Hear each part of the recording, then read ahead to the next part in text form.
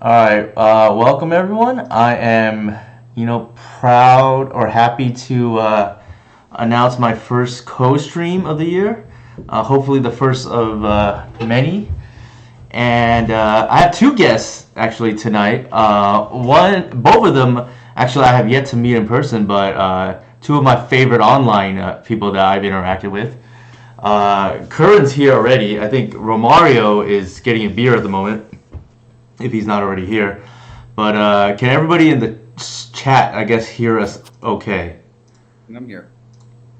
Oh, Romario's here now. So yeah, but this is me. This is Curran. This is Testacular. I think Romario, your mic is kind of low. Is it? No, it's all the way up to the top. I mean, maximum. Okay. Okay. I guess. Put it closer to my mouth. There you go. I can hear him pretty well. Okay. Chat, you hear? I guess all three of us. What about? Is it better? Yeah, I can hear you better now, Romario. Okay. Yeah, I put the microphone closer to my mouth. All right. Cool. Actually, let's bring up the list. Yeah, Romario's a little quiet. That's kind of what I thought too. I can hear Curran very well. Harry. Oh my god. Oh no, we're doing a review, right? Yeah. You don't worry. We're not under any stress or anything. Hold on. Did you post it on Blue Sky? Say that again. Did you post it on Blue Sky? I don't even have a Blue Sky yet. What's it called? I'm like very conflicted about that because I want to have one, but then again, all the sports things I check are on Twitter. Yeah. So it's kind of a little rough in that sense, but maybe I should. Somebody could just I guess steal my username right now if they want. Because I haven't claimed it yet. I'm starting the page. Hey Jared, thanks for the sub. Alright, so yeah, I did not post it on Blue Sky because I don't even have a Blue Sky at the moment. I've been on the fence about whether to create one or not. Wally says hi, by the way, Romario. I'm in the Twitch thank chat. you, Wally. Alright, so full background actually. I had been working on this maybe about a week and a half after Cub got put on MTGO because that week it came out, I was actually in Cabo, and I was not gonna play Magic while I was on vacation. So I didn't play it and then I got sick after that because I had food poisoning. But it was, I think, a blessing in disguise because Cub dropped it only 10 tickets during that time. After a week, I guess people were not sold or whatever on it. So I got it when it was cheap. It's back up to 25 tickets or whatever right now. Yeah, it's kind of pricey. No, it's actually close to 30. It did hit 30 for a while. I know that. Yeah. I think it's still closer to 30 right now. Yeah, honestly. Yeah, 'cause I know that because I was gonna buy them today, and then I was like, no. Yeah. So the thing about Cabo, you have to be careful what you eat. I ate what I think it was, food that was out for 24 hours. So that's my fault. But okay, I know. Actually, let's spread the love. I know.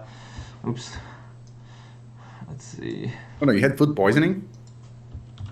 I know Curran actually 5-0 just earlier today with this list. Oh yeah, with the exact same 75, it was so smooth. Oh my god, I love this. It hasn't even showed up yet on I don't think on MTG on Goldfish. Maybe it has. Let me see. It may have. Goldfish is usually pretty quick to post it, but okay, here it is. I did. Yeah. Oh wow. All right. Okay, it's right there already. So Curran got the 5-0, and then Romario I think just wrapped up a league with it as well. How did that go? Let's not talk about that one. So the thing about this deck is, it's actually, in my opinion, at least for me, I don't know, maybe I'm not a good player or whatever, but I think it's the hardest deck I've ever played because it requires, it's not like the skill sets are difficult per se, it's just that it requires a lot of different skill sets, if that makes sense, that are usually not related. Yeah. I like the humble brags there. Maybe I'm not a good player after going undefeated in the showcase. But cool. Yeah. Hey, wait. I'm sorry. I gotta throw undefeated with an asterisk, though. We don't know what would have happened in round 9 had Newton played it out. Let's be real. That's a tough matchup. I think it's 50-50 personally. I think it's 50-50 too. It's just, yeah. I think it can go either way, and obviously my opponent is like one of the better or one of the best Moonstompy players. Mike, who top aided as well as due to my concession here, but I probably would have made it anyways, to be honest. But I think it's 50-50 because whoever goes first just has a huge advantage, like even more so than like most matchups, as is the case with Ancient 2 matchups, right? Yeah. No, I completely agree. Actually, Mike and I played a little grudge match in your honor today. We got together on Moto earlier today, and we actually played 3 matches of your Cradle 75 versus Moon. And I just absolutely 2-0'd him on the first match, and then he 2-0'd me on the second match, and then he 2-0'd me on the third match. And it was just like, all right, Mike, you got your vengeance. But we did like showcase how we can 2-0 that match in that time. So Snowbout's really good, but the problem is it's like it's high variance, so sometimes it just wins the game by itself, and sometimes it does nothing. But that's worth playing in these like high variance matchups. Like sometimes they go turn 1 Moon and your Snowbout doesn't do anything, or sometimes they go turn 1, like their hand is like Bombardiers or something, and then Snowbout's like an ace, right? Like it really depends. Like it's just about high variance matchups. So between you two, I know Romario has only 1 league under his belt, so he's at a little bit of a disadvantage there. And Curran's got, I think, 1 league with this exact 75, but a few other leagues just like, here and there. I think he had one other 5-0 actually like a week or two ago. Beginning of the season, my first trophy was, with this deck in a slightly different iteration. Yeah. So this deck, for those keys, like I said, I didn't start working on it till like, a week and a half, or actually almost 2 weeks after Cub got put on MTGO, because also like I had practiced a little bit with Bristly Bill and it was okay, but like I underestimated the doubling effect that makes it a very scary threat in the mid to late game, or even sometimes early game. But especially when you get a second Cub out there, it just gets so out of hand so fast. Yeah, it's like there's some wombo combo lines. This is more combo-y than like previous iterations, I would say, of the deck because of the cat what's it called, the cat angle, so to speak. But I think like I said, I've been, the other thing cat has allowed us to do is like cut Crater Hoof, which I think is gonna sound blasphemous, but I just don't think you need it anymore, and it was pretty lacking even before. It also allowed us to go up to 4 once upon a time, just because you have like 8 good 2-drops now instead of just 4. Obviously, it's not as good as white, but white needed a friend, I guess, right? That's the best way I can explain it. Mm-hmm. Yeah. Would it be too crowded to have one of the enchantment creature again? The Springheart Nantuko, I don't know what the Springheart, like, Springheart offers like white food, I guess, but like I don't know that it's necessary. So my experience with Springheart is it was like a full odyssey, right? Like it started out as just as a one of, and then it was like very good, and then people just played wrong against it. So it was like very good, and then people overvalued it. So then they were answering when they didn't need to, and then finally the end of the cycle was, it felt like a little win more towards the end. Okay. Also, I just felt like no. If you can, again, what Curran said, it's a good buddy with white, and if you get to make a copy of Cub, I don't know. It seems. Yeah, I wouldn't play more than 1 copy. This is something you can green suns in for, like. Well, I mean, you can't green sun to bestow onto it though, so maybe it would make more sense to actually play it in multiple copies. I think the deck list is just so tight the way it's built right now. And endurance still almost feels like a complete necessity given like the current metagame, and also the fact that endurance like has secretive modes that actually benefit us, like being able to present multiple like Talon gates in a turn, for instance. That came up for me quite literally earlier today. I was able to use white to find Talon gates, sack it to Reclaimer, and put an endurance trigger on the stack in response to it, like holding priority after activating the Reclaimer to sack the Talon gates, put the endurance or put the Talon gates back in the deck, and then reuse it again to clear the battlefield of blockers. And it's kind of interesting how endurance like continues to surprise me in general as a card. I just think that card is more and more powerful as time goes on, and like we're realizing more ways to play it besides the obvious ways, you know. Yeah, even when it's not like good per se or mediocre, it's the floor is like relatively high with this card, which is what I like.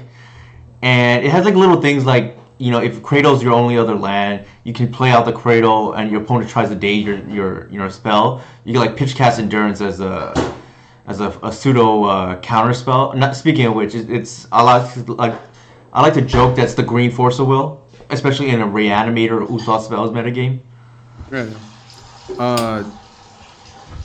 Hold on, I think we're like missing too many questions in chat. So the first one was Rootsley asked if it's the Saga attack is to apply more pressure to combo matchups. I guess Newton, I don't know if you want to answer that one. Yes. So yeah, sorry, Chad. I missed some questions here. The main idea behind Saga was, and this kind of came up when I was abroad in December. I saw some players struggling with the the Mystic Forge like Key Ring matchup that did really well in North America, Eternal Weekend, and it was kind of a wake-up call because this is a tech that we had a long time ago before Wild Reliquary was a card, just because of Reclaimer, right? But I saw players were struggling with that matchup, and I thought, man, it's very sobering that your supposed best creature in the deck, Wild Reliquary, cannot help you when you need her to. So I started testing with Saga again, even a few months ago, and I was impressed. Like it covered not all the holes of Wild Reliquary, but a lot of them, namely against the creature combo matchups where sometimes like they have infinite chump blocks, like some of these Nadu decks that you can't cross the finish line, or any of these Flesh Raker decks. You want to lock out their combo, so you can lock out their no mods on core. You can lock out their one ring, things like that. That's mainly what Saga is for. It's to make sure your best creature and your second best creature, Wild Reliquary and Eldritch Reclaimer, have techs when they are not at their best. So that's to answer that question. Question. Oh no, Harry just pointed out. I almost forgot that, but I think this is the only deck that's playing this card, right? The cat. I think Lands is trying it. I think Lands? Maverick may be trying it. Like, All right, seems hold on, decent. Any all right. kind of like landfall, Night of the Reliquary deck. Hey, wait. Maverick. All right, let's skip that one. Just kidding. But I didn't know anyways. Lands was trying it as a pivot. Yeah. No, not Lands. I if I said Lands, I misspoke. I meant Depths. Oh, like green white depths type of decks. Interesting. Like I think Cat makes sense in any repeatable landfall deck. So any Reclaimer, any Wild Reliquary, any Night of the Reliquary deck, I think is where it could potentially find a home. I think crop rotation decks, it's a little more dicey because it's not repeatable, right? Like, all right, maybe it comes out, it's like a 4/4, which is not bad, but it's not like anything special. I mean, there's like tricks you can do, right? Like if you sack your flex stones and get something else, and it seems interesting, I guess. I mean, you can do it. Yeah, I think it's possible. Like, obviously, any Reclaimer or Night deck, I think is where it could see play. For what it's worth, to answer Harry's comment, Mats Ole, somebody I referred to as the OG of these Golgari list decks that Romario introduced me to.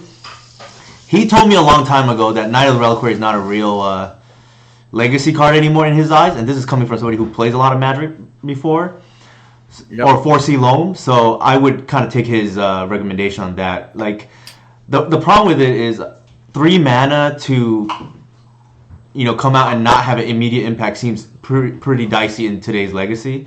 Not to mention, I think in a lot of the shells where Knight would be good, I think White is just better. It's 2 mana. Yeah, that's true. I mean, but I don't want to like. We still have to do the review, but like, I think people have been saying that a 3 mana spell that doesn't win the game in Legacy is not playable, and that's kind of like a superlative, right? Because like I remember back in 2012, where like people, like, oh, why are you playing Knight of the Reliquary in the show and tell on the format? But like, no, the games don't always play out that way, right? But I mean, if Harry is saying that it's not playable and Matt's saying, Mott's is saying it's not playable, then like I believe them. Oh no, Ocean Infinite want to congratulate you. Thank you. And then Wally asked, okay, this one you guys are gonna have to answer this one because actually I don't have an answer for that. But he said, with the 75 on screen, what do you feel like you have 0 play against after reaching turn 3? I've been like kind of thinking on this question, so I'd be happy to kind of field it first. So I think that honestly, there's not a lot that I am scared of past turn 3 because that means I've probably developed White. That means I've probably developed Scythe Cat Cub plus Sylvan Safekeeper. They're like most fair decks, and tempo strategies are like it's our bread and butter. It's what we want. And being like, yeah, we are basically scared of with like protection essentially. Like, yes, we have endurance against oops all spells, but like with oops, I mean, even then they can pretty much set up a memory string line if they have a spirit guide in hand and a jack-o'-lantern in the graveyard to just kind of like put a spy back on top and do it all again or whatever. And yeah, past turn 3, I mean, if we're playing that game, that's probably favoring us in a lot of cases. I think it's just like niche cases where it's not favorable for us to go long. So, what do you think, Noon? Yeah, I think what Curran is referring to is of the competitive decks. Let's just say the ones that have been doing well consistently, or just do well with strong pilots. All these decks tend to be like either combo decks or Ancient Tomb decks, or sometimes they're like these Dazed Wasteland decks. Mid range and control is like non-existent at the moment. So like, if it goes beyond turn 3, I think we're the quote unquote. I joke about this a lot, but like this is almost like the control deck of the format now, right? Like, this, as crazy as that sounds, like, and even if there is somebody playing Tundra these days, like I want to be vomiting my hand by turn 3. Like, I think Legacy is about what can you do in your first 3 turns now, and if I could go Hellbent, that I'm more than happy to do this. So like, the goal of this deck is to like stick White, stick Reclaimer, or White plus Safekeeper is like a combo. Like, you basically can't lose at that point. And I just think if you empty your hand by turn 3, you probably will win. Like, you cast more spells you cheated on more mana. You cast more spells than your opponent. I think that's what Legacy, for better or for worse, is about now. And I'll even be honest. I don't even like love that gameplay, but I just think that's kind of what is necessary to be competitive. I would also say I was actually literally having a conversation with Max Stortion earlier this evening that we recorded for a video that's going to come out on his channel later. And we were talking about how Legacy has moved from kind of this pick your opportunity, like pick your timing and wait and get rewarded for picking your timing to move and like use your force of will or use, whatever. And nowadays you're just rewarded for jamming because of a huge increase in individual card quality. You just keep jamming threats, and these redundant threats that you're jamming over and over. This is why control doesn't exist, because force of will is just so bad in a fair shell protecting like a fair player from the redundancy of good threats, because there are just too many good threats. Yeah, I've said this a lot on my Discord where like I'll play against somebody and or I've even done this on stream where I said the game is over on turn two. Like I stuck a wide rail core that's protected by Safekeeper. My opponent just hasn't realized it yet. Like they're playing it out, but in my mind the game is already over. Yeah. Legacy's a lot different these days. Okay, let's Anyway, yeah. Sorry. let's jump into what I think, or unless anybody has any preference. No, it's just my word. Let's jump into what I think was the craziest or wildest match of the whole event. And actually, Sylvia Wataru streamed it from the other side, from what I've heard.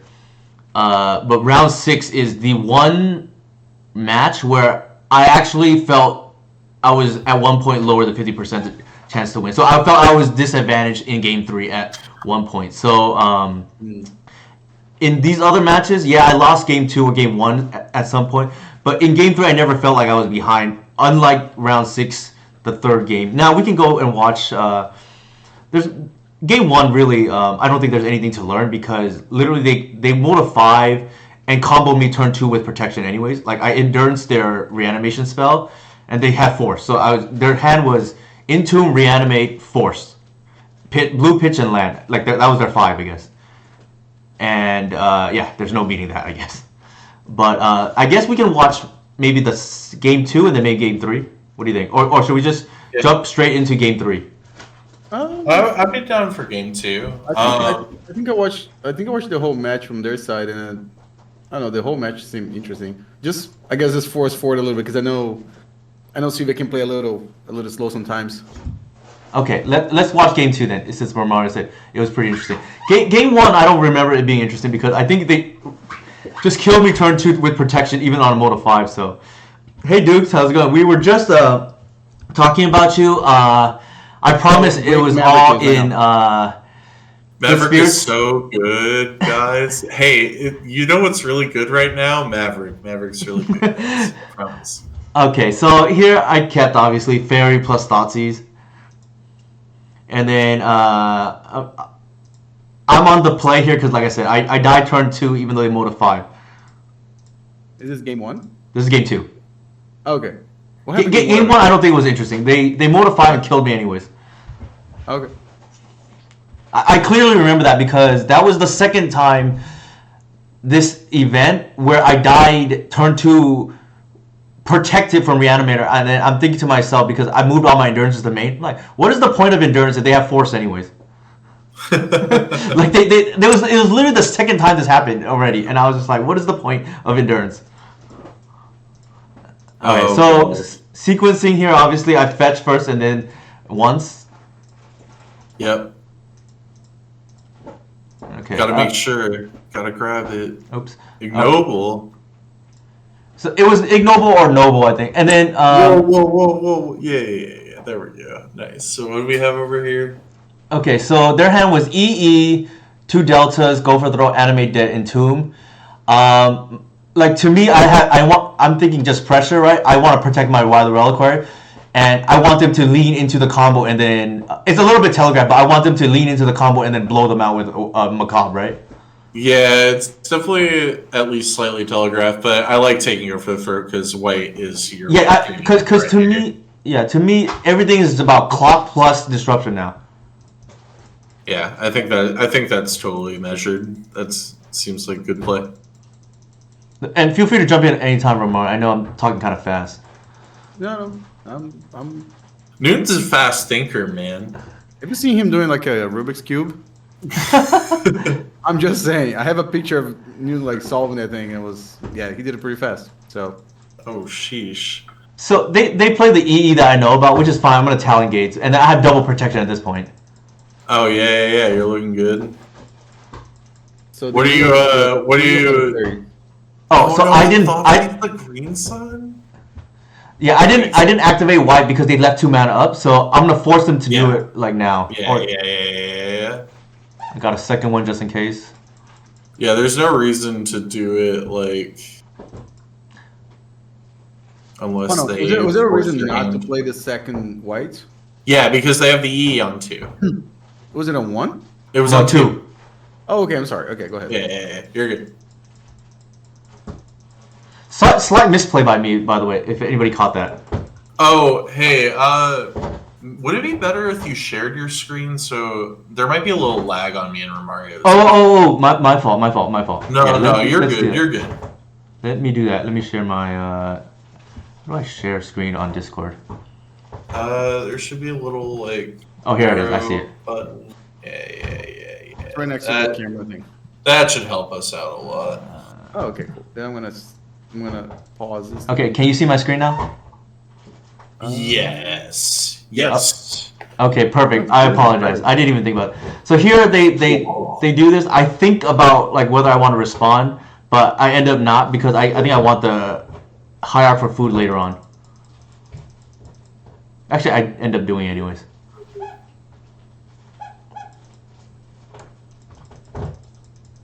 Dude, this is wild. I think my logic at that point was I wanted to get 2 whites to bash them in 1 shot. Or 2 shots, I guess. In case they force the first. Oh, that's it. So they concede because they see... So this was interesting in between Game 2 and Game 3 during sideboarding. I suspect that they changed their plan because they saw I had a lot of graveyard hate. And they tried to play fair against me. And I don't think that typically works out for my opponent. Yeah. I know there's been a lot of back and forth about that concept.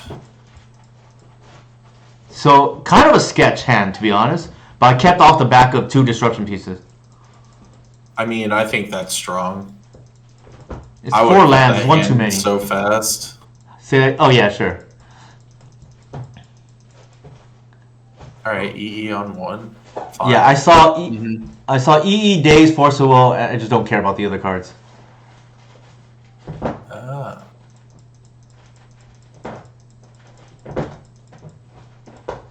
This made me nervous. Like, this can be a little problematic. Yeah, that definitely is problematic if it goes unchecked for too long. Not the best situation. Ooh, that's brutal. Yeah, at this point, I was like, ooh, I'm probably... Okay. Hold on. Did you have an opportunity to fetch before the thing resolved? What resolve? No, never mind. I'm sorry. I think it was some lag here for me. Never mind. Go ahead. Yeah, you're good. So at this point, I'm probably thinking, oh, it's going to be close. Because depending what they draw.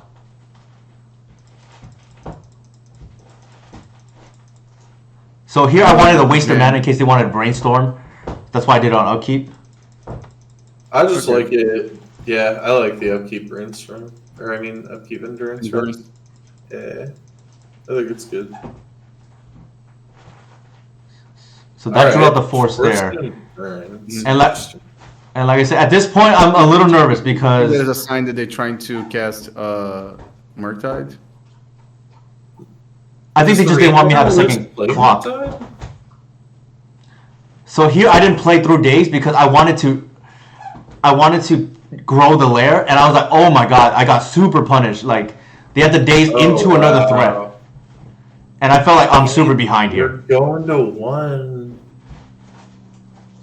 What the... So, oh my gosh. Okay, this gets interesting. So wait, hold on. Yeah. Go draw. So I'm a huge dog at this point, right? Like, I'm at 1 and I can't put them to lethal. And I'm for the first time, and actually I think the only time the whole tournament where I felt like I'm probably going to lose this. I want to know what happens. Okay, wait, what? This play was pretty sick. Yeah. Okay. Yeah. So it's important. It's important to allow the Voidwalker to attack first because they can't crack it in response. Right. So now you hit him with the Talon Gates. Right. Phase it out. And they don't have blocks because Brazen Borrower can't block. Right. Oh my god. That's so nasty, dude. And technically speaking, even if they counter the Hierarch, it grows the white now because this is phased out. Oh, that's true. It's not in play. Yeah. Yeah, and you can just discard the fairy for a +1 If needed, yeah. This was if insurance needed. here. Yeah. That was basically insurance. They pop that for 1. That doesn't matter. It just grows your guy. Actually, when I was watching their stream, like obviously Sylvia used like a translator, but I think they said they just popped just to do it. Yeah, I think they did it just for fun. Like it obviously didn't matter. They counted. It was like, that's 9 damage, and then they popped it, and then so. I even had the extra insurance in hand for one more. You could have made the white get bigger by. That was like the earliest they could have deployed Voidwalker too. That's like the worst case scenario, and Talongate's still just like buys you. Yeah, like I said, I felt like this was the one match I stole from my opponent. Because I ripped the white right off the top, right?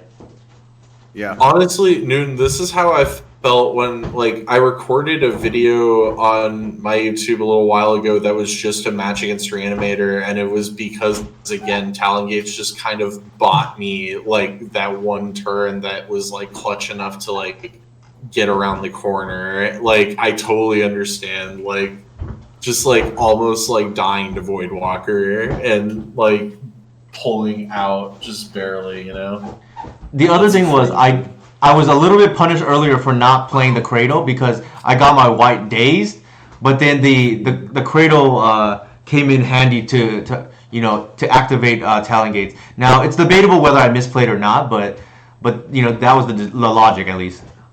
Yeah, jeez, Talongates, great card. Okay,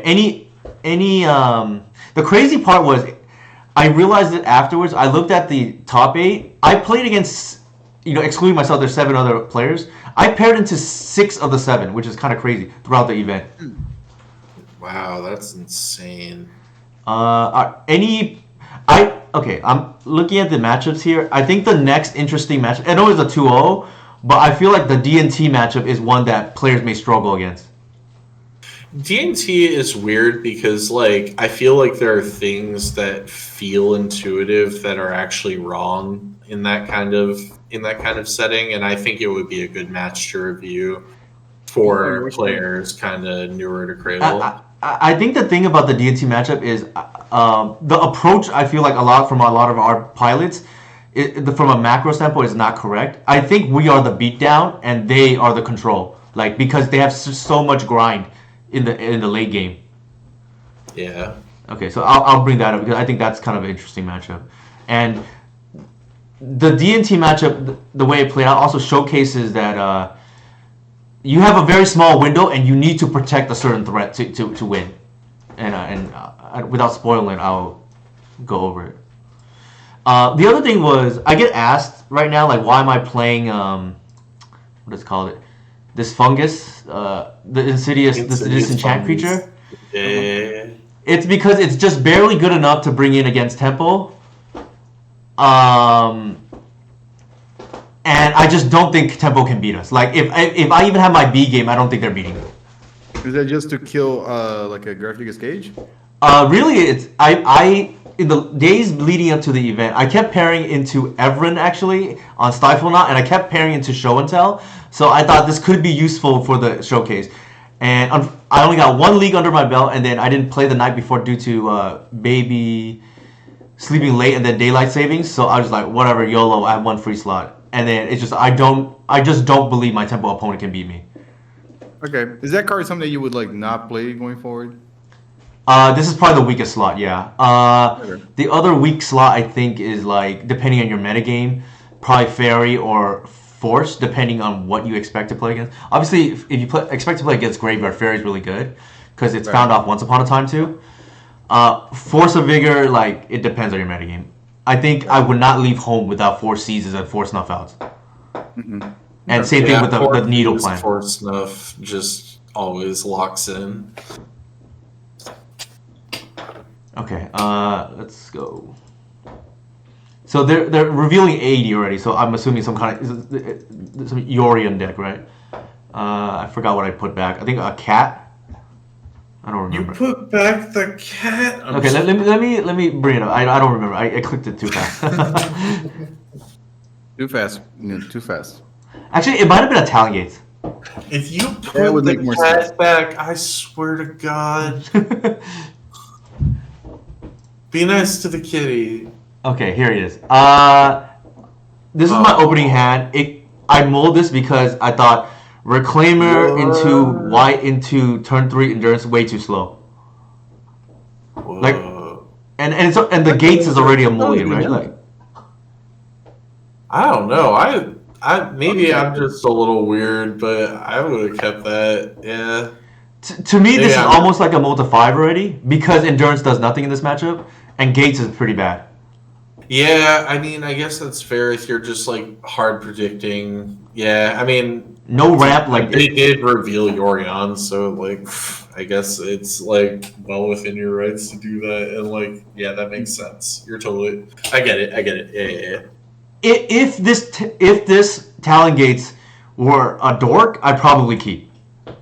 Oh yeah. Oh yeah. Definitely. Especially Dork, because you Okay, just set aside. Yeah. I put the Gates back. Oh, okay. All right. Excellent. This hand actually against DNT is actually slightly below average because the endurance is not great, but I'm not going to 5. Okay.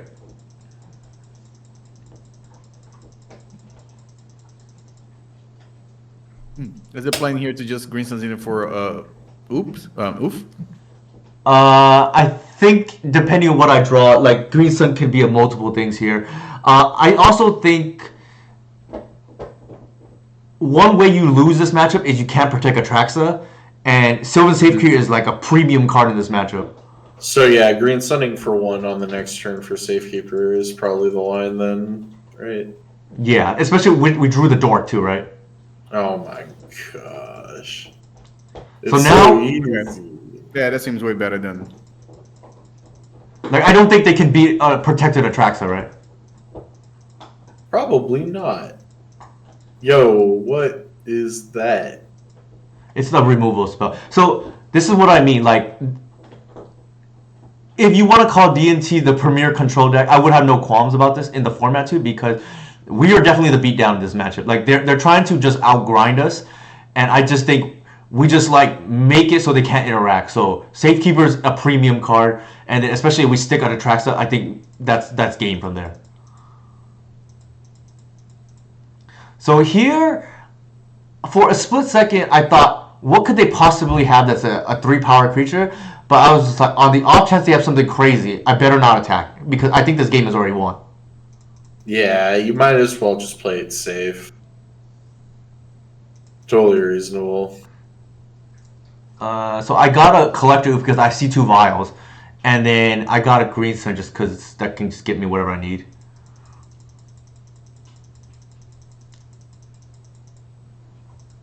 Again, it's not gonna matter, right? Like Skyclave, I'm just gonna, you know, continue to Right, sack you lands, just right? Check your lands as long as you keep a Traxa, right? Like it's just this is the combo, right? Safekeeper plus Atraxa. As long as I keep hitting land drops, they can't win. Humble. Mm-hmm.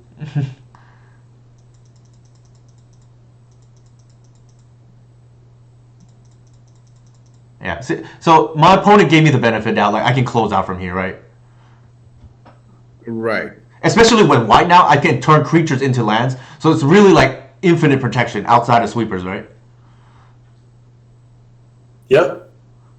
That is And Death and Texas doesn't play those, so They do actually add the sideboard those they do. pesky Wrath of the Skies. No No way. way. Wrath of Skies? No, they They do. play Yeah, more like look at their list. I'm pretty sure they play like 1 or 2.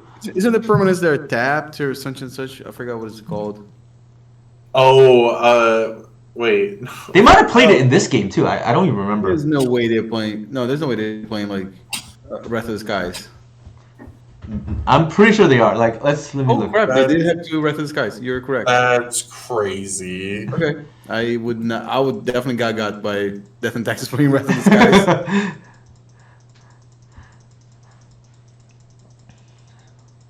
This hand is good though. Yeah, this hand's gas.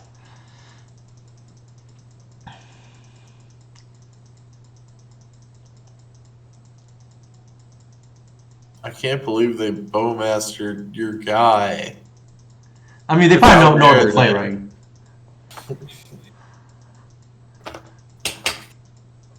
I think they flickered the Workers Bowmaster here, yeah.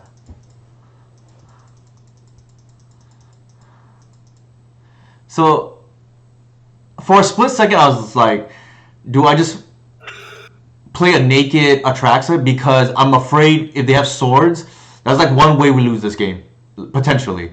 But I figured the draw, the 1.5 dig through time is just too good not to just jam here.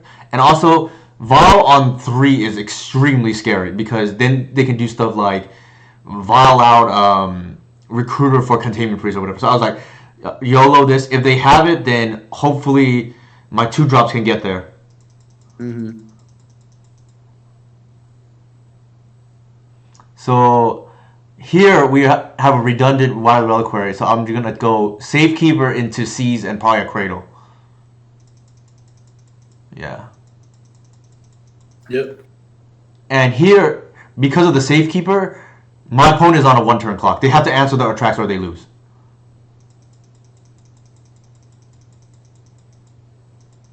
Like, that card, I'm just hoping to miss Solitude, right? And then I block the card that's... Go ahead. That was pretty close, actually. What was pretty close? No, it was like Death and Tax with 2 cards in hands.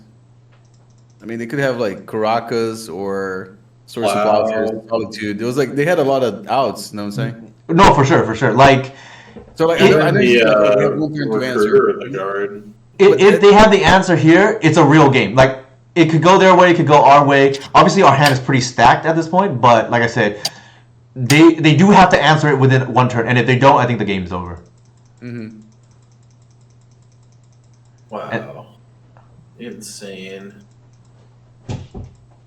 I think we're just trying to hit the Wrath of the Skies with the Thoughtseize, and then we hit the Feely instead, because in case they draw or whatever. Right. And here, I'm locking out their mana. That's it? Yeah. Wow. Atraxa the greatest.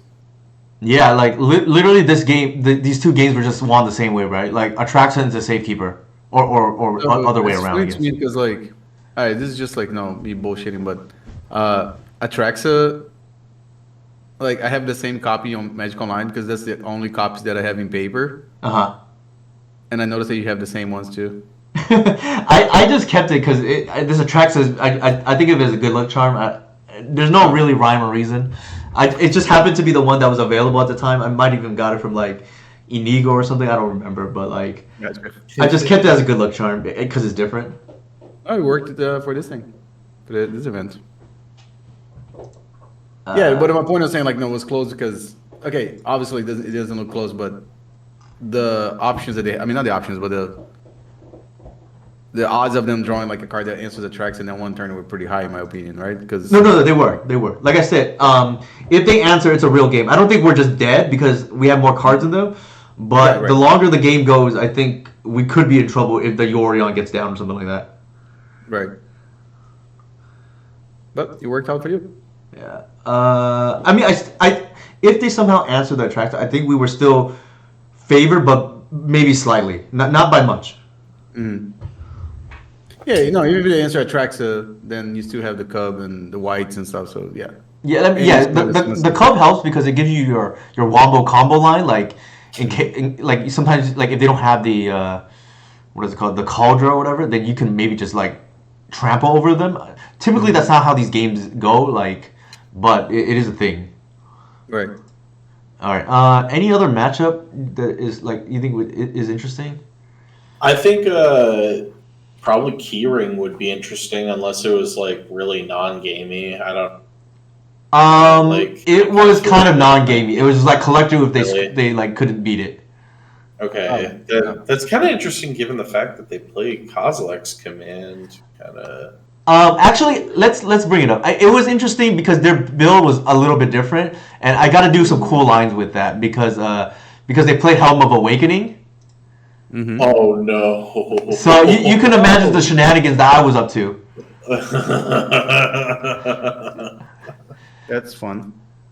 Okay, actually, it's kind of fun. I got to do something I either never got to. I have not got to do in a very long time. This is gonna be good. Okay, so pretty generic hand. I have a second once, but like it's fine. If they're on Reanimator, I pitch to Endurance, right? Yeah, something like that. Okay, and then here I'm just thinking also like if they're on an artifact deck, once has a decent chance of seeing a dork. Holy crap! So Oh, here, okay, I see what they're playing. Okay, so it's not. All right, I got it. I remember playing the deck like 2 years ago.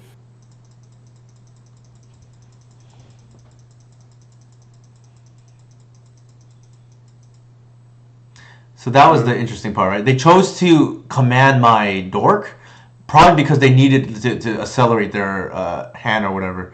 But the interesting is this is symmetric. So I have an incoming collector next turn now. Yeah, just green sun for a collector. Oh, so I was saying like heads up, like no, they should have probably just Waited or whatever. not used the command to kill a dork, but yeah, okay. Yeah, like maybe they didn't think about it, or maybe they just really needed to hit their to move their deck along. I don't know, but like I felt really relieved when they did this for what it's worth. I'm suspecting that you played against someone that doesn't play a lot of Legacy. Possible. I don't know. And they just had the QPs, and you're like, all right, cool, I'll play this. Yeah, so they named Wasteland, and that's a blank already, right? Yeah, no, you definitely played against someone that was not playing a lot of Legacy. Yeah, okay. So this is kind of cool too, right? I got it once for 1 mana. Oh my. Oh, right, because yeah. It's pretty disgusting if you think about it. I just price of 1 mana. this is a mini dig through time already. Yeah, Once Upon a Time is so good. Also a 1 mana cat. Yep. Yeah, Meow, that meow. turn seemed really, really good. Bow, bow. Also, I don't think when you said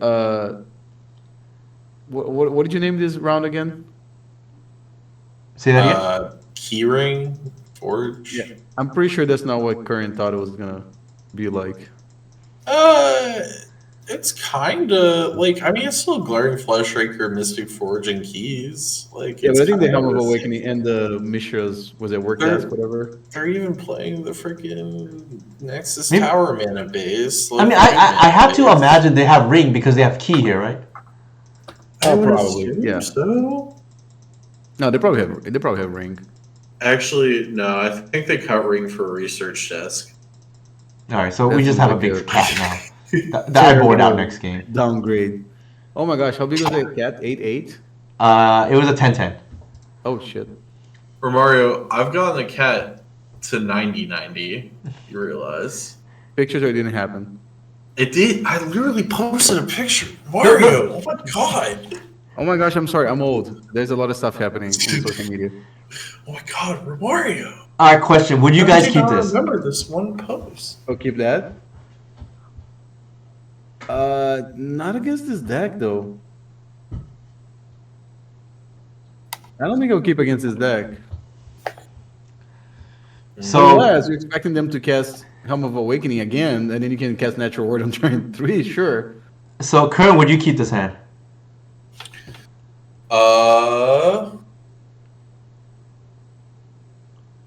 Game 2?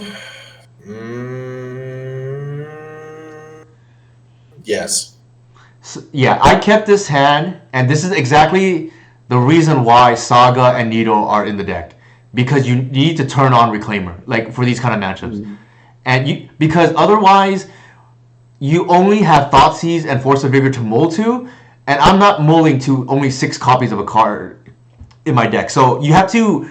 So my logic is you have to be flexible and realistically you have to scare your opponent. Like you literally could have anything, and that's why it's for exactly this kind of matchup that Needle and Saga are in the deck, because you need to have your 2 best creatures be threats, and that's why I kept.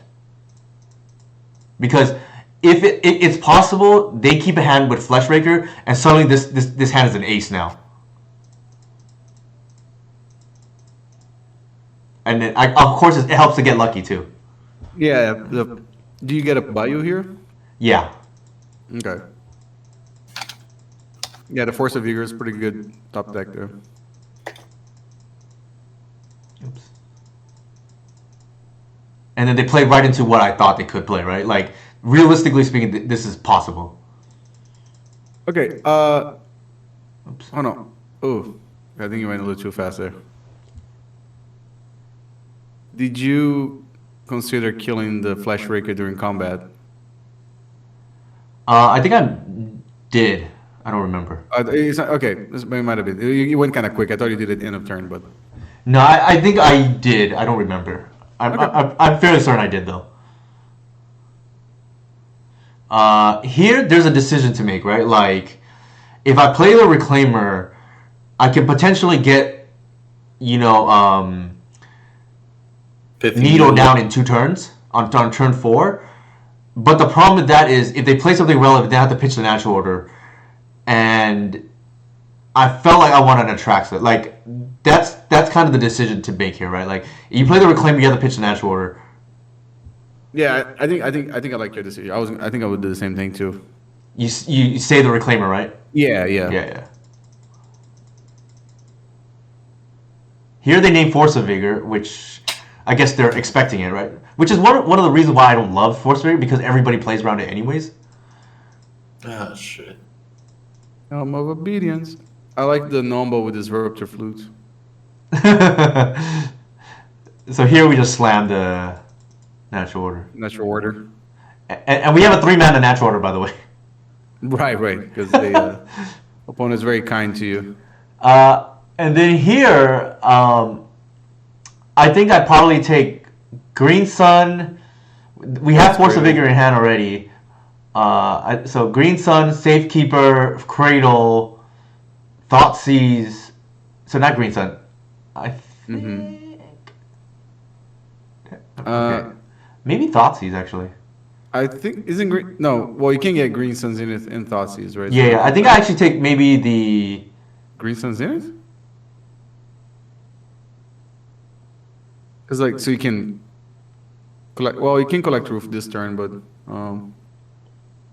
well if you have Cradle, then you can Force a Vigor on their turn. Actually, no. The Helm. Okay, I remember what I did now. The Helm of Awakening is out, so Green Sun for 2 gets Collector Oof. Oh, that's true. There's also that too. Yeah. Yeah. So that's what I did. So I got the Green Sun, the Safekeeper, the Cradle, and then probably the Force. Force a Vigor. Yeah. The Helm of Awakening ends up helping me more than them, I think. Kind of insane. I mean, it's kind of like the case with that card, anyways. Like, so. What did they name of the second? They named Force of Vigor again. The crazy part was because of Helm of Awakening, I actually get to cast the Force of Vigor still. Right. As you will see. So here I bash for 9, I guess. 9. That's so insane. Jeez. So they Karn here. That's fine. I don't think I care.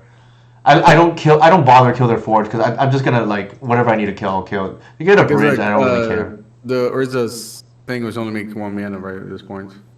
Yeah, it only makes 1 mana. So they're gonna play Snare and Bridge. And then I kill it. Yeah. Right. I kill it through 2 flutes, which is pretty funny. Yeah. Well, they did give you a small discount, right? So. Yeah, they did. That's true. It's supposed to be 6 mana, not 5. Insane. Wow. Well done. But I think that matchup wasn't interesting per se. You got to just make cool plays, I guess, which is kind of cool. In itself. I mean, yeah, that was still very fun to watch. it was more amusing than anything else. Yeah, love that. I think the Sneak and Show might be interesting because I had somebody respond like, "How did I beat Sneak and Show?" In my what's it called? Yeah. So that might be interesting. Yeah, I definitely want to also see the Insidious Fungus clutch up the one time they clutched up.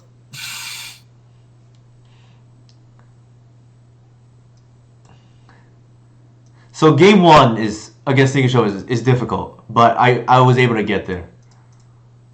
Oh, I'm excited. This is a generically good hand, so I kept it. Yeah. Even with the Bojuka Bog in your hand? It sucks to have it in hand, but that's It sucks to have in hand, but like if they're not a graveyard deck, then like sixes are not going to be better than this. Like this is like a pretty solid 6 even. Okay, so because the way I'm looking at it, all right, so Lair the Hydra and Bojuka Bog, obviously it's not the same thing, but it almost feels like when Atrax is in your opening hand, it's like those are cards that you don't want in your hand, you want them in your deck. No, Lair. Okay, I agree.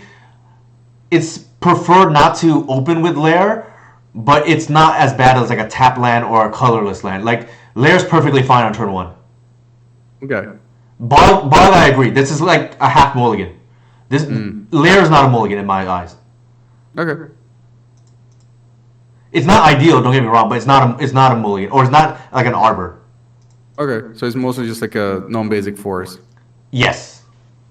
It's a nice. Okay, and then here I hit one of my 2 drops, right? Right. Get the cat and play the dork. Yeah. A question I get a lot Preference for is playing like a like, different dork. Like doesn't matter if it's noble hierarchy or ignoble. the order does matter. So because I don't have Wide of the Reliquary here, and I don't have because I don't have Wide of the Reliquary in hand, I don't need to play around top deck Cradle, because then I shortchange myself 1 mana. So if White's in hand, I probably need to go ignoble first. But without White in hand, I can lead with the dork that is off color, so they can remove it. Okay. So sequencing. Right. Chico. Okay, what's the play here? I mean, I think you jammed the cat. Jam the cat. Do you jam cat through days or no? Yes. I mean, I see a Lotus Petal. I don't think they have days. So yeah, Lotus Petal. The only deck that really plays out Lotus Petal without going is really Show and Tell, and I don't think they're, if they want a daze, if they happen to have daze, I would rather they daze the Cub than a Reclaimer. That makes sense. Not to mention we get the extra trigger, right? So like the Cub's gonna be big now if it resolves. B So the code's a cat. 6/6. 4/4, right? Yeah. Meow meow. Oh, hang on. I'm sorry. How does it work? Because so the first one gets a +1/+1 counter, right? Yeah. And then it doubles on the second one. Shouldn't double to 6/6 then? Oh, it gets No. double. No, the double's the counters. Doubles the Okay, counters. okay, Yeah. got it. So 4/4. All right, got it. Yeah, so the first one is 1, the second one is double, and then everything after is 1. So unless you have lethal that turn, or need to kill a planeswalker, it's generally better to save your landfall effects for the opposing turn or the next turn, so that you can double up. Like it's a little bit of a waste or inefficient to have counter 3 and 4 on the first turn, if that makes sense. Okay.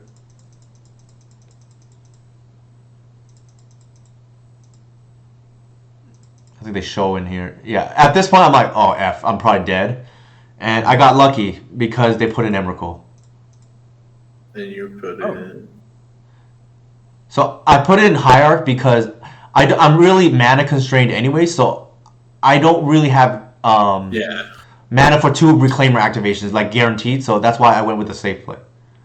Makes sense. Alright, what's the line here? I mean, I think you get log and then you green suns in for Arbor. I was gonna say green. Oh, no. You green sun for no. You can green suns in for another cat, I guess. Yeah, I was gonna say green sun for another cat, and then make land drop and activate Reclaimer, but we're 1 mana shy. So if you reverse engineer that, we pretty much have no choice but to Talongates this next turn. So just that's 2 mana down already. That leaves 2 mana for the other 2 cards, and I know I need to play for lethal the following turn, like pretty soon. So sequencing here is I'm gonna sequence for Arbor because that's gonna be the first land drop. I'm gonna play the Reclaimer because I don't care if that gets forced. They're probably, because they're gonna probably let the Green Sun go through. And if they daze or force the Reclaimer, I don't think I care. And then the Bog is last because it's a tap land. So and then that doubles the trigger on. So this is gonna go to 6 counters. Yep. Be an 8/8, and then you have double Reclaimer after the fact to set up another guaranteed double, whether you hit land drop or not. Exactly. So unless they kill me the following turn through Talon Gates, and if they have it, they have it, right? Like I'm locked into this play no matter what. Yeah, but like Talon Gates is going to once again save you from complete death. Exactly. Kind of insane. Cool card.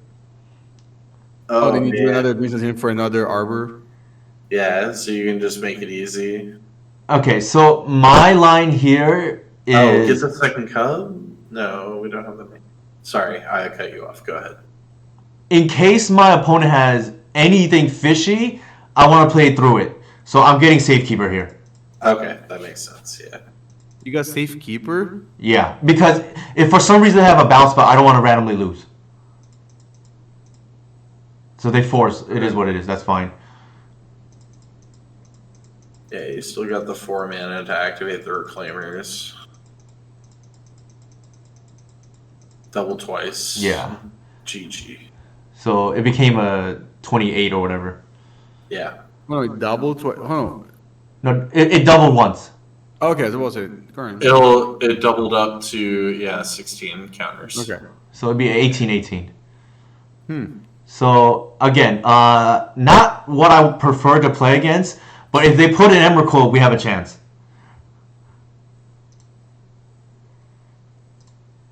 Very, very good for us, yeah. And that was a semifinal, right? This is the semifinals now, yeah.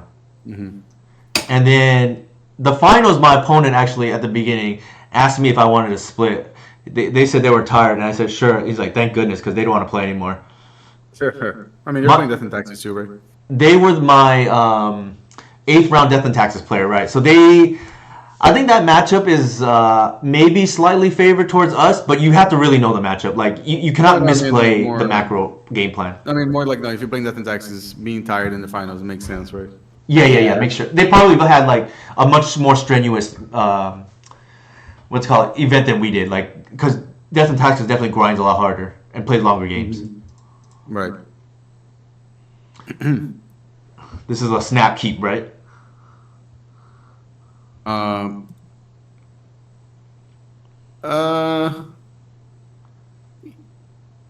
It's not perfect, but I think it's a snap keep still. I guess once upon a time he has to find a black source, right? Like a fetch.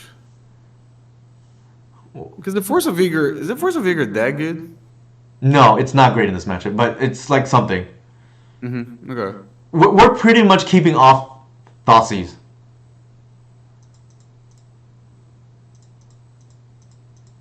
No, I agree with that. Like, no, you have to have interaction, but.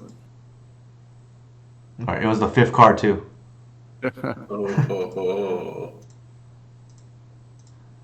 Cutting it close. I see.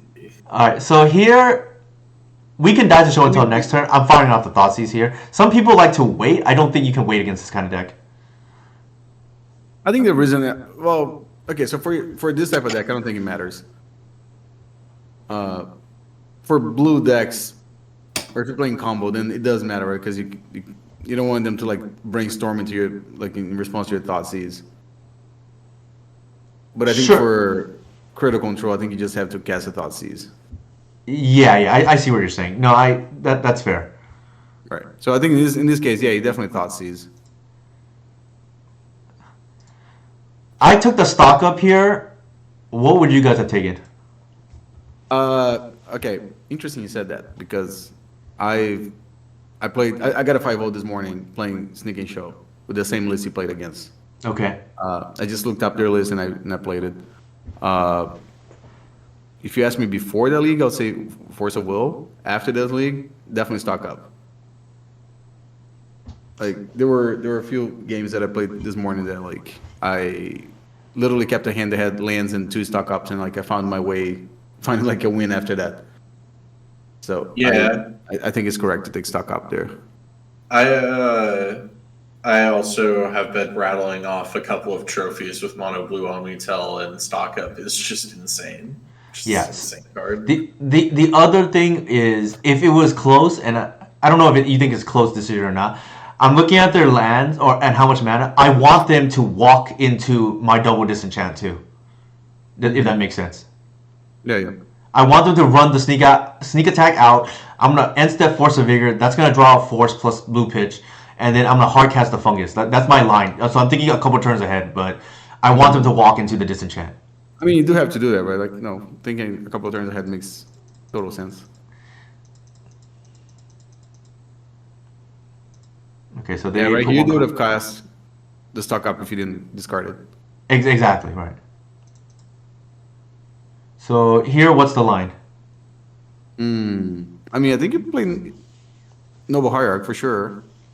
Yeah, I mean, you definitely start Noble and then go Reclaimer, I'm pretty sure. Yeah, I think I would have done the same. Yep. So they forced the Reclaimer because obviously Reclaimer represents Talon Gates. huh? Talon Gates, right?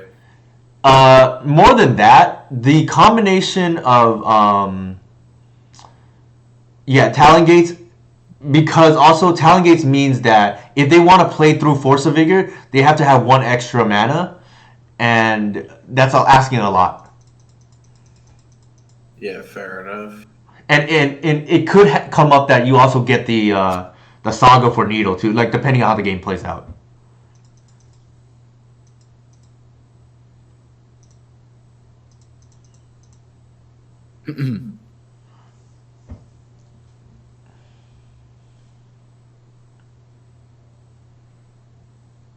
Okay, so here, I guess you want to keep a green card in hand for Force of Vigor.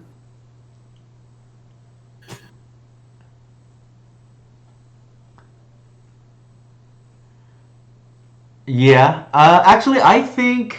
Let me think what I did here. I definitely want to cast Natural Order next turn, so I'm probably double spelling here. I don't remember what I did, to be honest. Let's find out. Yeah. Well, we can debate too. What is the best play here? I Oh, think, fair enough, fair enough. I think you keep the Fungus and the Force of Vigor in your hand. I think you play Cat, and then you green something in for Arbor, because that way you pump Cat and you also like set up to cast Natural Order next turn. And like feel in like that's Fungus not what I did. and the Force of Vigor, like kind of like the same card. Would it be Cat, Green Sun for Sylvan Safekeeper? I feel like I went Fungus Yeah, into because- white for what it's worth, and kept Okay. Force in hand, and Cub in hand. Oh, yeah, Cub to pitch to Force. I think that's what I did. Because Yeah, I just- value white highly, like in most matchups. Yeah, especially, I mean, again, access to Talon Gates, etc., etc. Yeah, that's because now I can. So here they're even less incentivized to play the sneak attack now. But my backup plan is if they don't play, I'm gonna sack the Fungus later. Right. Here when they did this, I was like, oh shoot. So obviously I put in the Cat. Meow. So at this point, who would you say is favored to win? I mean, I still think it's you because like you got Cat and you have a way to get Gate, I guess. One gate's only Yeah. though, for what's worth, not two. Yeah.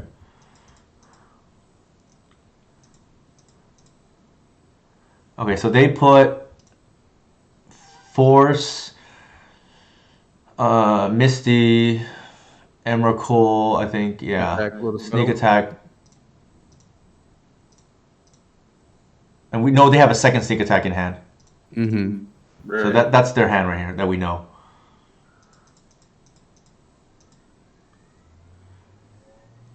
This is a force play in my opinion, right? You're gonna slam Natural Order here. Yeah, I Right. mean, yeah, that's what you're doing. And you hope that the last card is not a pitch, and we were lucky. It was not. Like, attracts it. It attracts it. Yeah, it's a mirror now, right? What do we get?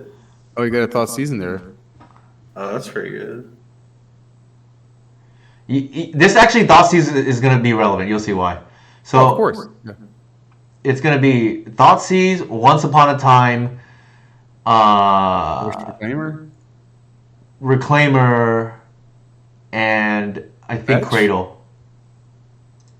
A cradle, not a fetch. I think you get a fetch, right?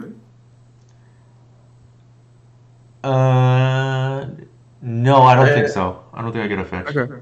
Okay. I'm curious as to why. No, yeah, you grab a fetch. Yeah, Yeah, because you're trying to pump the cat. yeah, that makes sense. Newton, you forgot what you did. No. Hold on. Let me think about this for a second. Okay. You I have thought, to okay, maybe I'm saving the once. I feel like the once should be looking for something, but I feel like I would want a cradle so I can once with mana. Yeah, Oh see? wait, no. Oh, why? Yeah, see, I think I want to once with mana, Okay. right? Because I know I'm gonna have another cradle the following turn, so I'm just like super just vomiting my hand again. Mm-hmm.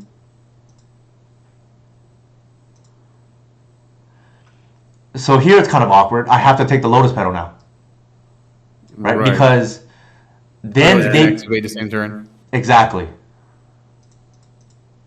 That was, I mean, that's a forced play, but.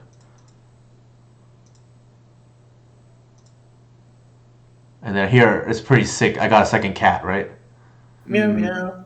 So the reason why I didn't get a fetch is because it's only the first turn that Cub is out, and that's not the critical turn. Like the doubling turn matters on the subsequent turn. So that's why I felt like the Once Upon a Time plus the Cradle was worth more, and I got rewarded because I get to slam a second cat. That makes sense. Did you use the ability from the fungus here? Did I use the ability from the fungus? No. Oh, never mind. The second one that you can put an extra land in play. Oh, to do what though? No, you didn't have enough mana, but I thought you could play the cat and. No, it's tapped. No, by the way, just trigger. it's played tapped. It comes in. Yeah.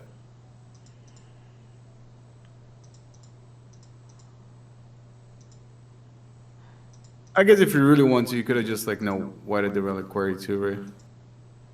Yeah, like I said, it typically doesn't matter on the turn on the first turn the cat gets counters because the most you can get is like 2 or 3, right? Like it doesn't double. Like it really matters in the subsequent turns. And then here, like I'm playing for the win because I don't think trading is gonna be a win for me. Yeah. No. Yeah, you're playing for the win here. Easy.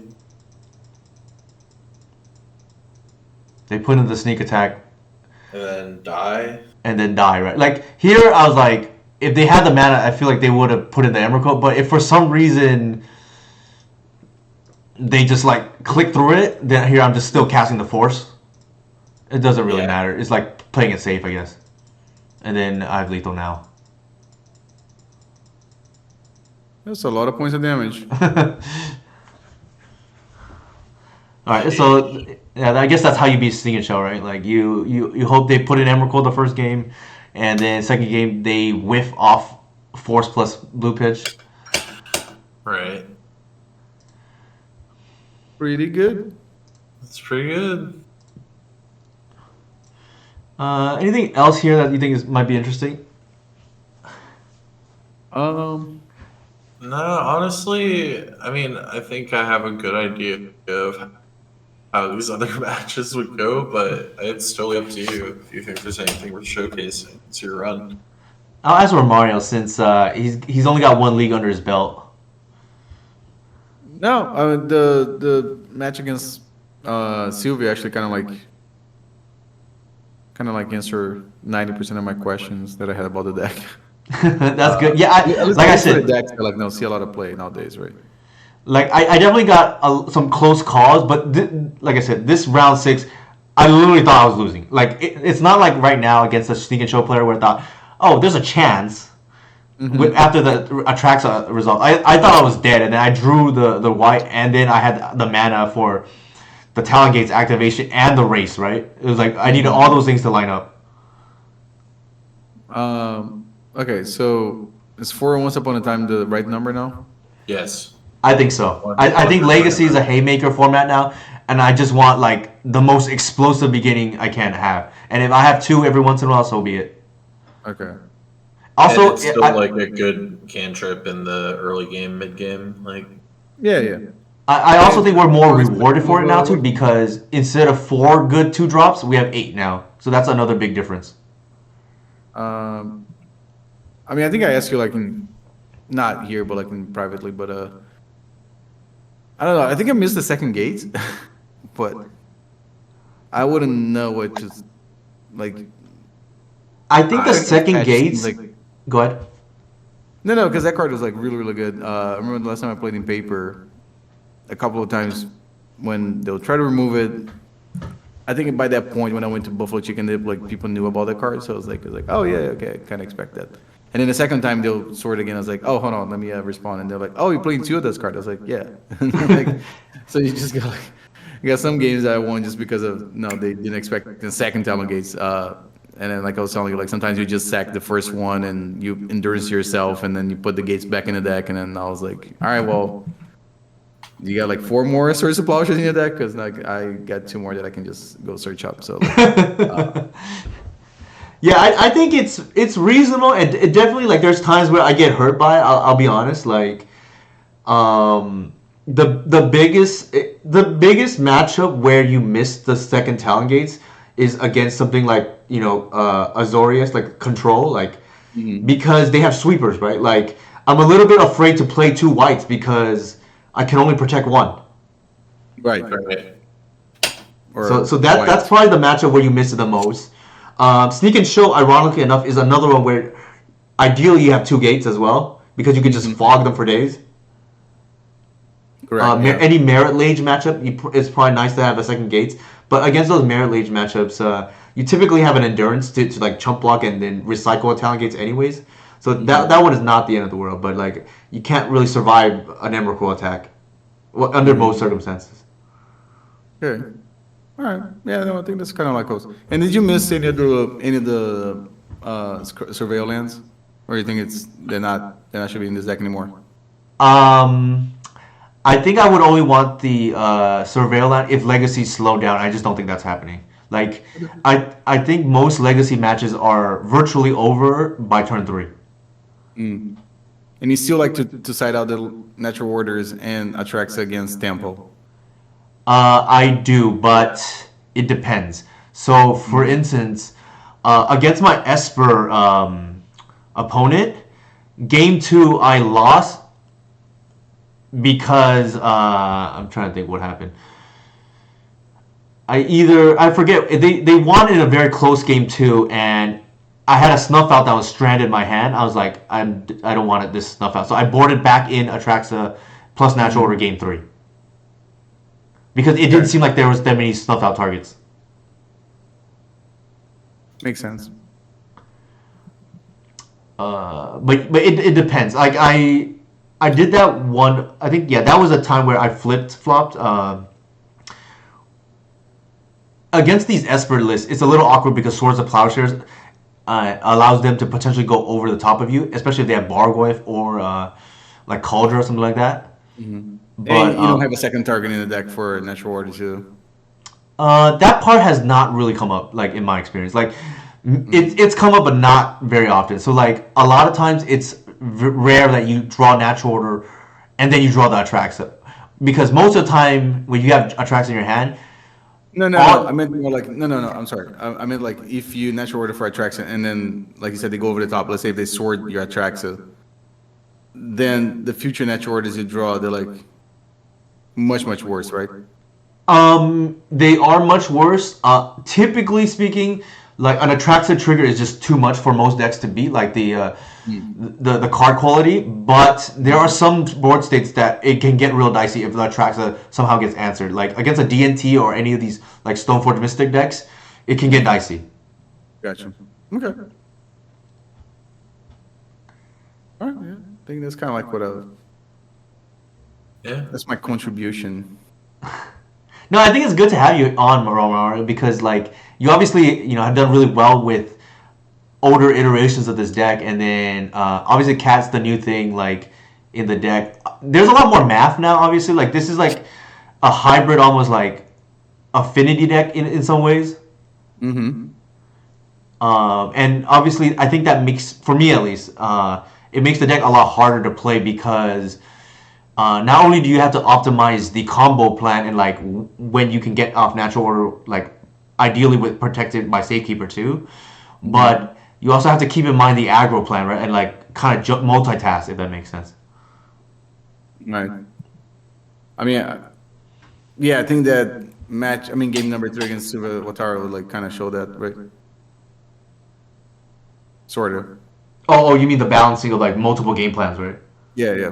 Yeah, for sure. That one too, like I said, I suspected because they took a while to board that they were going to like board out the entombs, right? That's what it seemed like to me, and because they took a while to board, and the problem is I cannot afford to lose to entomb, so I still have to keep in the thought seizes. But I mean, that's my feel, right? If you can guess what your opponent's doing. Yeah. Yeah, I think the deck's very strong, and I think tomorrow I'm gonna have some time to try playing again. So hopefully, I'll do a little better than the last league I played. I did play against some like interesting matchups that not close to what you played today or in the showcase. Yeah. The other thing is like Even the match that I won was like against Maverick, and then the other ones that I lost was like against 12 posts, like which I mean not 12 posts, mono green posts now. I think But, the yeah. post matchup is probably difficult, in my opinion, for what it's worth. Oh yeah. I can see that. I can see that. Because like I we get don't hit have with three- like, Wasteland. I get hit with 3 micro spawns, so. I think the best card we have in that easiest. matchup is probably Thoughtseize, just like take their relevant threat. But like I think that matchup is probably difficult. It is a little, yeah, but it's all good. Like I said, I'll try tomorrow again, and I'm sure I'm gonna do better. Yeah. Current, anything you want to add or anything else you want to take a look at? Like, Um, I played horribly for what it's worth in the quarterfinals. I should have won this 2-0, and I like had a misclick that. Long story short, Murktide region was a 3. Sorry, not 3-3. 6-6, and I had a second endurance that just resolved. And for some reason, I clicked on the graveyard, even though I could technically double block. Oh no! And then you made it bigger. Yeah, and then it became a 7-7, Yeah. because I just clicked on it, and I made a mistake in game 3 as well. But it just didn't matter because I was on the play with turn 2 Cub plus Safekeeper, and they just said I can't beat that match. And Reclaimer, right? And my Yeah. opponent just said I can't, even though I can't beat that board state. He just conceded.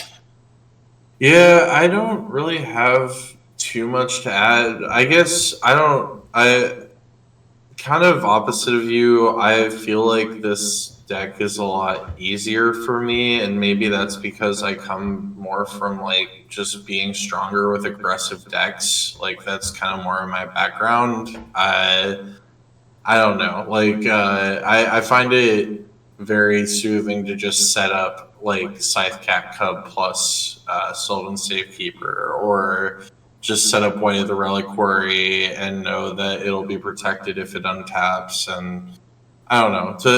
To me, the gameplay has been a lot less stressful than playing it like when it was in its Fiend Artisan iteration, where I had to like consistently think about what I was going to go get and making sure that Fiend Artisan wouldn't come down on a turn where it was a 1/1. It just feels like that to me, that this iteration is a little bit easier than the deck used to be. So I don't know. No, I can see that. That's what I've got. Yeah, the power level is higher, which helps a lot. Like you can make more aggressive plays if that makes sense. Oh yeah, I mean the cat allows you to do that, right? So okay, so Romario, since you have like just the one league under your belt, like was your impression the deck is easier now to play or harder to play? It's a different deck, in my opinion. Okay, unsure then of whether Yeah. it easier like it's too soon for you to make a call on that. Right, right. It's hard to compare it to like the previous iterations of the decks. Like I think the last one when I played with the Spring Heart and Tuco, like Yeah, it's a very different deck than that for yeah, sure. it was that deck had yeah. If I start talking about that one, it doesn't even compare to this one. So it's like you're playing some similar cards, but I think the deck plays out very different. Like I mean, not having hoof is like one thing. Like no, uh, having the cats in the deck now is like it's a very it plays out very differently. Yeah, the older version is more go wide. This is more go tall. Definitely, yes, yes, yeah, yeah. Which That's true. actually is good. I mean, I didn't play against any Ancient Tomb matchups outside of Ring and my Scoop to Moonstompy, but it helps. The cat in particular helps a lot against Moonstompy because sometimes you have turn two like 5/5 cat and they cannot beat it like with a lot of their hands because you go like Big turn enough one fury. ramp, turn two cat, fetch land, fetch again, and then green sun for arbor. Like suddenly you have a 2 mana 5/5. They just cannot beat that. You know, yeah. As long as they're bigger than Fury, right? Then you can just keep getting. Right, and it tramples over anything they have, so it's not like they can just chump block either. Yeah. Yep, that makes sense. Yeah. In your experience, I know it's only been one league each, but how is Fungus? I'm curious. It was not relevant, my league, I think. I brought it in when the board guy told me to do so, and it unfortunately just kind of never really came up. Like, Uh, it just, yeah, it didn't matter. Yeah, that's what I was asking. Like, no, if the card is even like, I don't know, it can just be something else. I think it definitely can be for what it's worth. I do like the fact that it does a little double time against tempo in being like an out to Digger's Cage while also like just being generally good for Scythe Cat. I do like that very specific strength it has, but that is yeah, I don't know. It's probably pretty minimal. Yeah, I think it's probably the weakest slot in the list. The one that's definitely the most glaring for what it's worth. Yeah, but it is a very neat effect at least. So anyway. Okay, cool. And then yeah, I think the main deck feels, for me at least, pretty good. Like it feels Oh smooth. yeah. Very solid, very smooth. Okay, I guess if there's nothing else, actually I'll plug my Oh, your socials, right? my social media, yeah, my socials here. Cool. There's my link tree. Do you guys have any socials that you want me to plug on either Blue Sky or Twitter or whatever? Yeah, well, it's just Romario Vidal everywhere. Okay, so I'll just type that here. For those who don't Uh, know how to spell Romario oh, there's a Vidal. podcast too. Hold on a Oh second. yeah, check out Romario's podcast. Yeah. Oh, it's Mike, me, and Jared. No, sorry, Uh, the Small Talk podcast yeah. featuring Romario, I'm just gonna. Mike, and Jared. There you go. Us- That's the Spotify link. I'll probably talk about the deck in the next episode because we're recording late this week. Actually, we usually record on Mondays, but we're gonna have a guest on Wednesday. I guess there's no spoiler. Like we're gonna talk to Robert from Buffalo Chicken Dip. Oh, nice. Robert Yeah, Wilson. and yeah. Yeah. And mostly because of Jared's schedule, actually, we're gonna record on Wednesday. Well, it's actually Jared's and Robert's schedule. Actually, he was traveling, so we're gonna record on Wednesday. So we'll definitely by then I should have like a few more leagues, and I can probably talk a little bit more about the deck on the podcast. So Oh, nice. Also, yeah. speaking of podcasts, Tony Scapone or Scapone actually is going to release our next Brews of Paradise podcast. Hopefully Friday. We'll see. We recorded it last week, actually prior to this event, so it actually almost ironically foreshadows some of the deck building that went into into this list, but it will mostly focus on Tony's PO'd list that he's been doing really well with in the leagues. Okay. Huh. How often do you guys release episodes? Is it just like whenever you guys feel like it? We went on a hiatus after the holidays because the previous episode took so long for us to coordinate, so we went on a break. But we just recorded one. I want to say the previous week. I think it was last week or the week before. It might have been the week before. Sorry, I take that back. Gotcha. We just recorded it, and then hopefully it'll get out soon. But we're trying to make it every month now going forward. We did go on like a hiatus because with the holidays, I think it was out of sight, out of mind. But we're gonna get back to it with the same for rotating hosts between myself, Tony, Benedict, aka Killaby, and Punishing Waterfalls, which is Matt. And occasionally we'll have guests on, but usually it's the three of the four will be together. Gotcha. Mm-hmm. Cool. All right. Yeah, I think that's all I got. All right. Cool. Okay, I think with that, if there's no other questions, I think I'll go ahead and just raid Evren, who actually, like I said, I've been pairing into a lot this past week for some reason. Oh, he's probably playing around the same time you're playing. I think so. I think it's like a time of day kind of thing. Yeah. All right. With that said, I thank you everyone for hanging out, and then I'll post this on YouTube definitely, and then I'm gonna stop recording first before I send you over.